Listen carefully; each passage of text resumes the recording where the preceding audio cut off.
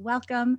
And thank you so much for joining the World Affairs Council of Connecticut today to discuss the U.S. and China relationship across strategic domains. And we are thrilled to have our special guest with us this afternoon, Roy Kamphausen, president of the National Bureau of Asian Research, also a fan favorite here at the World Affairs Council and a returning speaker who joined us for past global security forums. So Roy, we're thrilled to have you with us today. Thank you so much for joining us. My name is Amanda Jolly, VP of Programs at the Council, and today's structure will kick off with a conversation with Roy Kamphausen and Megan Torrey, CEO of the World Affairs Council. Megan? Thanks, Amanda. And welcome, Roy. We are so pleased to have you with us today. Thank you very much, Megan, and thanks to Amanda for her words as well. So we have a lot to talk about during this State of the World, so we're going to sort of just jump in. That sounds good? Great. Excellent. So today we're discussing key areas where the U.S. and China face opportunities for both partnership and perhaps conflict. Before we dive in, I want you to sort of set the stage. Where are we today at the dawn of this sort of new administration? What is the status of the U.S.-China relationship? Well, Megan, let me say a couple words at the outset before I jump into that. First, I'm a fan of the program. I'm a fan of the work that you do, you and Amanda and your team. It's a thrill to be on the program. I'm not always able to join and watch, but I'm, as I said, a big admirer of everything you do. The second point I note is this is Asian American Pacific Islander Heritage Month, the month of May. I think it's important for those of us who work on Asia issues, and I lead an organization that works on Asia policy issues exclusively. You know, we need to state that we decry the violence and hate that our Asian American and Pacific Islander fellow citizens have experienced, and celebrate all that folks from AAPI heritage bring to our country, and to be so grateful for everything that they represent in this great land. So just wanted to say that at the outset. Where are we at the outset of the Biden administration, just 100 plus days in? I think the Biden administration has said that it takes into account the approaches of the Trump administration to China policy and agrees with many of the desires, if not always the style. And so they've emphasized working with allies and partners to address China issues. They've reached out bilaterally directly to Chinese counterparts, and we have this infamous meeting in Anchorage, Alaska, a month or so ago to maybe highlights that some of the tension there.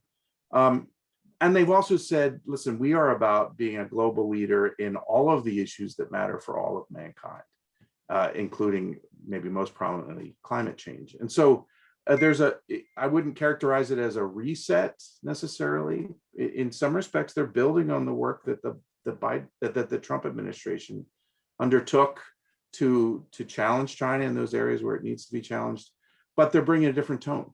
And so I think it's a good start at the beginning of the Biden administration. Excellent. So I want to encourage the audience to keep those questions coming in, and we'll get to those soon. So we already have a lot. But on State of the World, we have what's called the five. So we're going to do a few rapid fire or more in-depth questions discussing the U.S.-China relationship over 5 different strategic domains. So I'm going to be a little bit sneakier, maybe not so sneaky today, and lump 2 into 1. But let's start with the strategic domain of technology and space. So the question is, what's the most critical challenge in this domain? And my view, it is that the challenge is, how do we balance the offense-defense approach to technological competition with China? What do I mean? In the technology realm, the competition already manifests itself in some of those leading edge new developments like artificial intelligence, quantum computing, hypersonics, even space exploration. But it also is manifest in more mundane areas like electric batteries and solar power, which are already in the market and we're already competing over. So the balance is, for policymakers, how do we create and incentivize an innovation policy that builds on our world-class innovation ecosystem in the United States, in the process attracting gifted scholars and specialists from around the world, including China, to participate. So it's the offense side. But the defense is we must protect the intellectual property and American developed technology through both investment controls, right, and not limiting the degree to which Chinese entities can buy into great American firms, and export controls, which is somehow sending technology back to China that hasn't been vetted. We have to deny access to Chinese state-owned enterprises or entities in our tech sector. And we have to ramp up enforcement against those scholars from China who misrepresent their government affiliations in order to get access to the American educational system. So it's an offense, defense approach to technology, I think. Excellent. So let's move on to the domain of the economy. Probably maybe where there's a lot of points of contention. So what about the economy?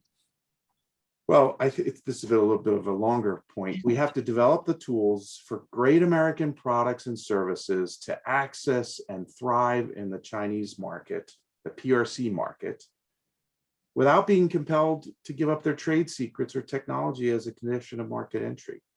A couple of weeks ago, I was talking with a CEO of a large American company, market cap about 40 billion or so.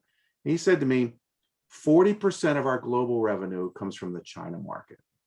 It's just a non-starter to say you have to decouple from China. That penalizes the American entity. But as we know, a lot of firms have a more short-sighted view, right? They're thinking about quarterly earnings reports. And so sometimes this is done at the expense of longer-term strategic analysis. Even so, we can't miss the point that great American products deserve to be sold into the China market.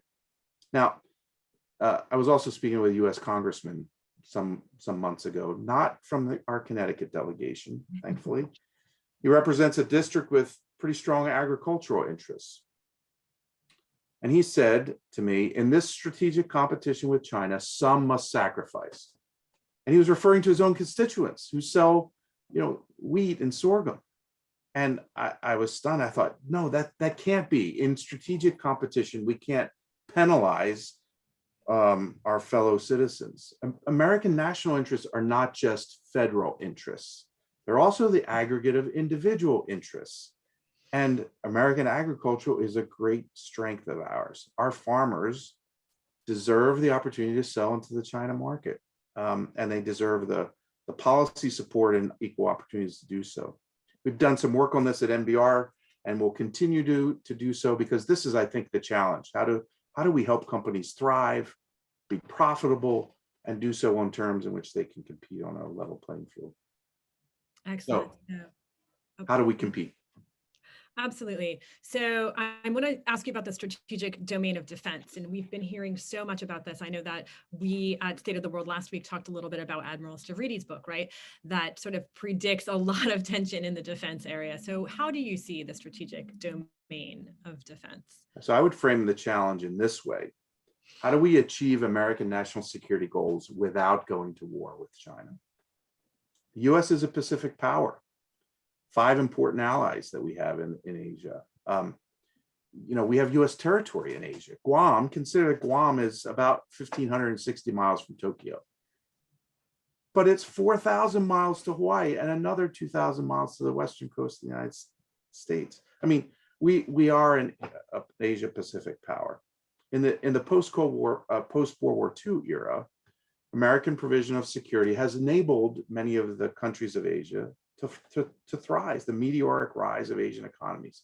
First Japan, then Korea and Singapore, then Taiwan. And finally, and most monumentally, the People's Republic of China itself. Now, Chinese foreign policy wags in Beijing will often say, well, the US is trying to blunt or contain China's rise. And history just doesn't make that case. However, China, mainland China, its history is replete with Western foreign occupation, especially in this century of humiliation from the mid-19th to the mid-19th to the mid-20th centuries. And so Mao said when he stood up the PRC in 1949, never again. So China wants the US to be less involved in the security of East Asia, especially within what we call the first island chain. But the U.S. cannot conceive of a strategic situation in which it would willingly take up that kind of thinking. And so the two security goals of the two countries are, in this space, irreconcilable. And so how do we manage that without going to war? And Taiwan is the place where this all might come to a head. The Economist said last week that it's the most dangerous place on earth. Yep. It may be a strong statement, but it underscores the point. So how does the US support Taiwan? A strong democratic partner, but not a country that we recognize for a very complicated set of reasons related to establishment of diplomatic relations with the PRC itself in 1979. How do we support Taiwan? To deter PRC aggression, because the pace of military pressure against Taiwan has really ramped up. And the CCP is much more ambitious under leader Xi Jinping. The US has to be steadfast in its response. Let's stay on defense for a second, and let's stay on the issue of Taiwan. As you said, The Economist last week said Taiwan was the most dangerous place on earth. And we have been hearing a lot of sort of drum beating out of Australia. We know that on April 25th, their new Defense Secretary Dutton really said, a conflict with China is likely, and conflict over Taiwan is likely. How do you see that sort of those issues with Australia impacting perhaps influencing the U.S. defense relationship? Or can you sort of speak more broadly about what's happening between Australia and China? There's a number of ways to approach that. I mean, Australia has fought with the United States in every war since the First World War. And it's They are the most steadfast of allies, right? Yeah. And so I would say it's U.S. defense planners' expectation that in a conflict over Taiwan, Australia would be there. Australia has also had this really complicated relationship with China. I mean, Australia had 30 years of economic growth, largely as a consequence of selling commodities to mainland China. They were recession-proof as a consequence. And so that piece is another dimension of it. But China's pushed their buttons this year in particular. And so there's more of a willingness to stand up against the PRC, even though, I mean, Australia is a country in population the same size as Taiwan. It's not a great power. It's a great ally and a great force multiplier, but the deterrence of China has to be a US-led effort. And we have to do so in ways that don't accommodate China, right? You can avoid going to war by accommodating, and that's not the approach I would argue for. At the same time, we can't precipitate a crisis, because war with China is a catastrophe that we can't even imagine. And so it has to, I was fortunate to be part of a small group discussion with the Secretary of Defense last year, and I made this point. I said, we have to compete to the greatest extent possible. We have to resist and push back whenever we can and must. But we have to allow the off-ramps that ensure that we don't go to war. And some would say, well, that's too easy.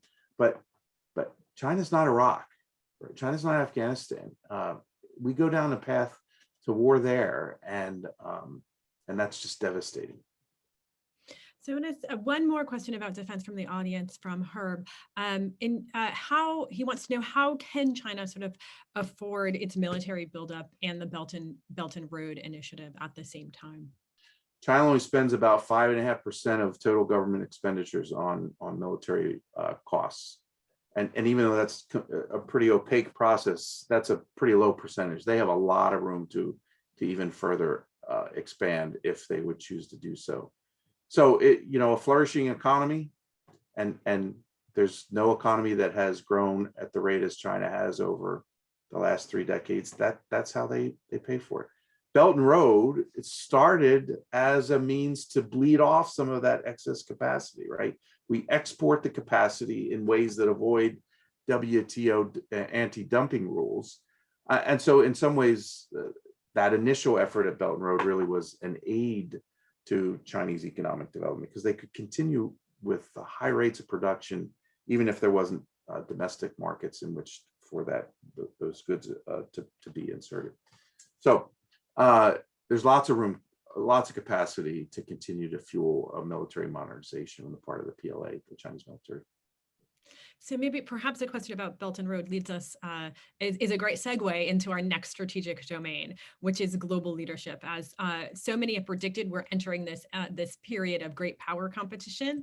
Can you talk about the strategic domain of the US and China in global leadership? It's an important area. The PRC seeks to create a world safe for Chinese-style authoritarianism and leadership. And sometimes this means diminishing US leadership. And sometimes we actually are partners in diminishing our own leadership, as we know. And competition in this information domain has ramped up over the last several years. But let's be clear. Tens of thousands of people a year are not trying to immigrate to China. It's not a model that inspires hope and optimism and passion for the future. It's a brutal, arbitrary political system that has delivered economic development to its people at the cost of the kinds of political controls that we as a free people simply couldn't abide. And most people don't want to. And the treatment of the Uyghurs in Western China now is the latest example of how the PRC's history of brutalizing its own citizens. So I think we provide global leadership by calling out those bad circumstances and giving them a name. I think the Cold War told us that the dissidents behind the Iron Curtain said one of the things that gave them the most hope was when the United States, despite its flaws and imperfections, stood up and said, there are people that are being oppressed and we need to stand for them. And so we have to do that. We have to continue to call that out. But we also lead by rejuvenating our civic spirit and responsibility, a greater commitment to the other in our own society, by refreshing the process by which anyone in our country can flourish if they're willing to work hard, to be ambitious, and to contribute.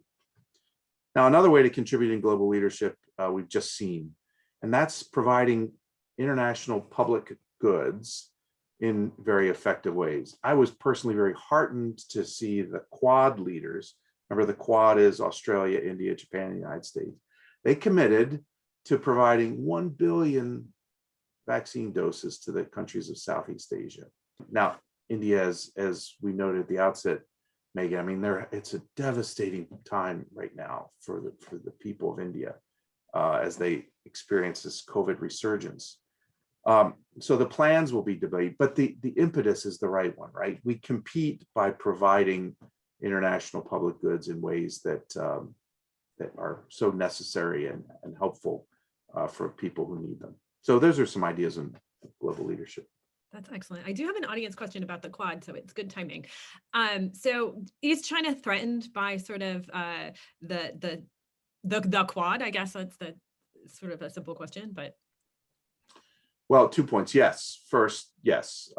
China doesn't like being the People's Republic of China. It's important to specify, right? Sometimes if we say China, people think we mean Chinese people. And, my point at the outset is where I'm speaking about the People's Republic. They're threatened, right? They don't have allies. They have partners in North Korea and Pakistan, and that's it.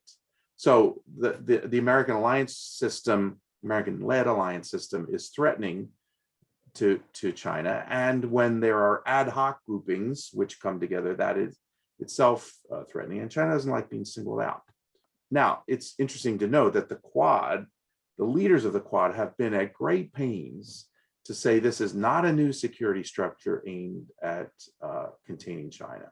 And I think it's notable that this first decision, this 1 billion vaccine doses to people of Southeast Asia, I mean, that's the kind of thing that they're trying to emphasize. I had a discussion with the just former commander of U.S. Indo-Pacific Command some months back, and he said, listen, it's not just a security structure. It's a grouping of democracies that's a way to coordinate and provide utility to the people of the region. So it's interesting that on the one hand, its very existence threatens China, and yet the leaders that comprise the group go out of their way to say it's not about containing China. Excellent. Thanks, Roy. I have a question from Art House, and it's not surprisingly has to do with cybersecurity. So Art wants to know, after China's penetration of the OPM personnel files, what does China consider a red line behavior, both on its behalf and by the U.S. against China? Hi, Art. It's a great question. I don't know that they have red lines because of the, to some extent, the deniability that is intrinsic within this domain, and the fact that the retribution or the pushback has been so limited on the part of the West. So it's only going to continue. And I think we have to figure out ways to change the cost benefit calculus of Chinese decision makers. You know, we thought we had a breakthrough in 2013, 2014. President Obama met with Xi Jinping, and the Chinese made some sort of agreement to avoid offensive cyber. And then I think we've seen that the behavior rapidly changed thereafter. And so this is very risky. Now, we have to, at some level, disaggregate the Chinese and the Russian approach.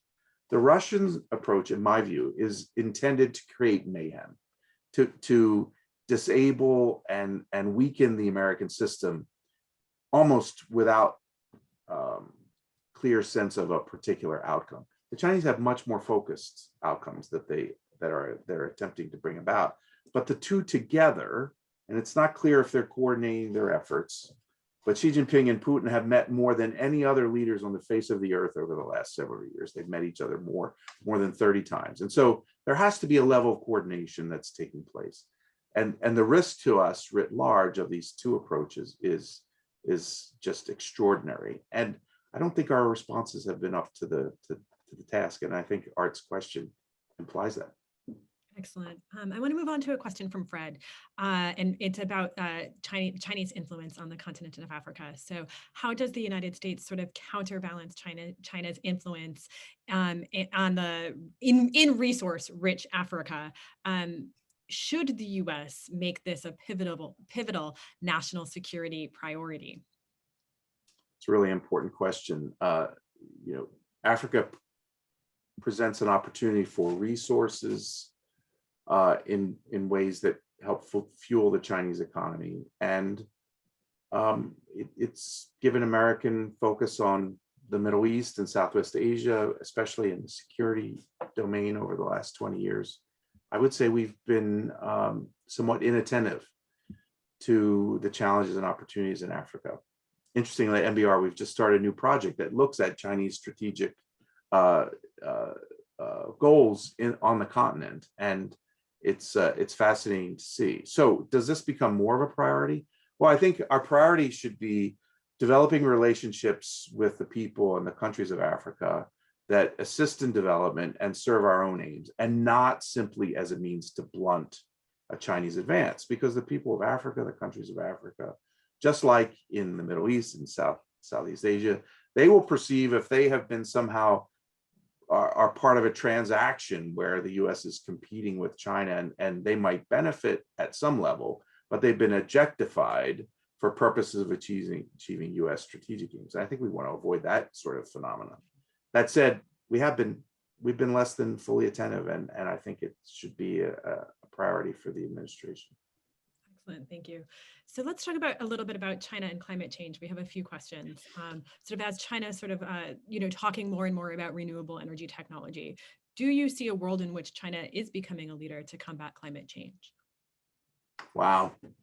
What did she say? 2060, they'll have net zero, or I mean, way in the future. China continues to develop field new coal-fired facilities. They're cleaner than the old ones, but coal's not going away. It's still more than 60% of the Chinese fuel mix.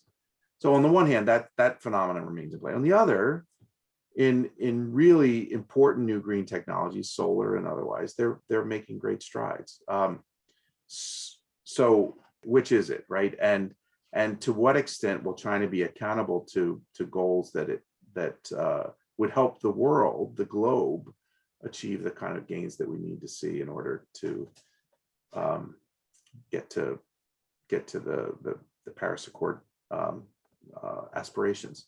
This is further complicated by the U.S. China relationship, Megan.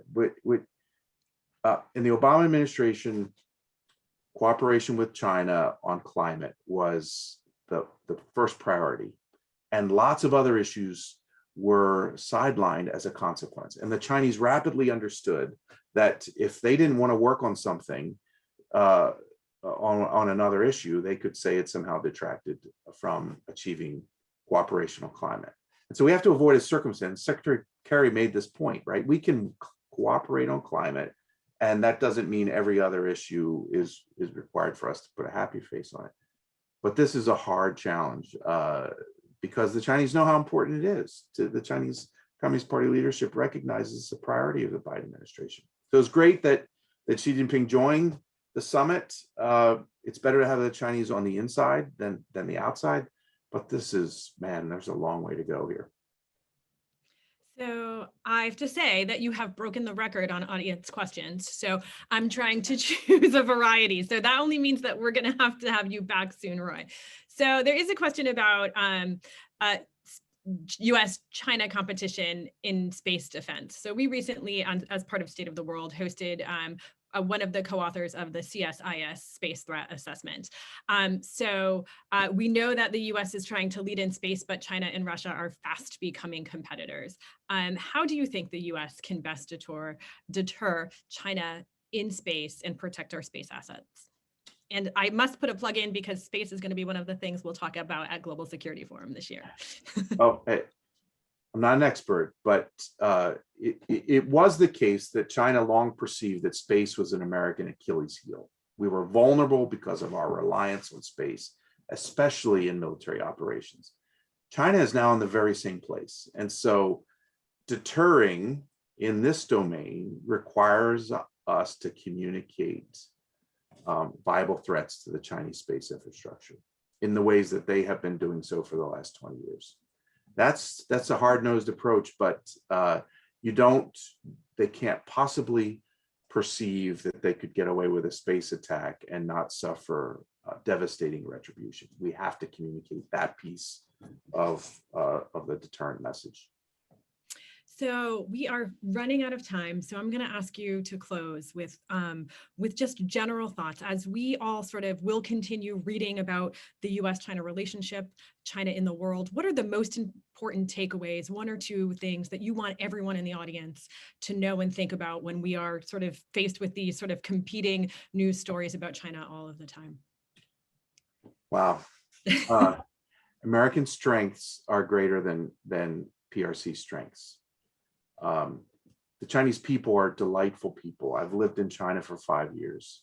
My family has lived 4 generations in China. This is not about the Chinese people, but the Chinese Communist Party and its system is an odious one. And so when we compare our own, its flaws and blemishes being self-evident, it's hard to imagine a circumstance in which the American way of life, the American approach, the American commitment to human rights doesn't flourish and doesn't somehow win out in whatever way we might be talking about. So the first is to take heart that it's our job to rejuvenate our own system. But in the process of doing that, we become better competitors against an authoritarian system like China. And so I think take heart is I guess the first part of take heart and then do your part. I guess that's the best way that I could think about answering that.